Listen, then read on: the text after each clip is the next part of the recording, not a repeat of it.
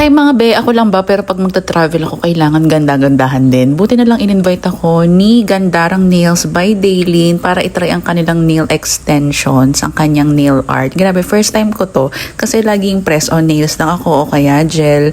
Matagal pala talaga at mabusisi yung process ng pag-nail art, no? Hanga din ako sa kanya kasi student pa lang siya. Actually, nagulat ako 17 years old pero may mga racket na siyang ganito. And I can say napakapulido, ang linis ng mga gamit niya. Natuwa rin ako makapagkwentuhan sa kanya pero you can also book a silent appointment kung hindi ka extrovert like me, Chares.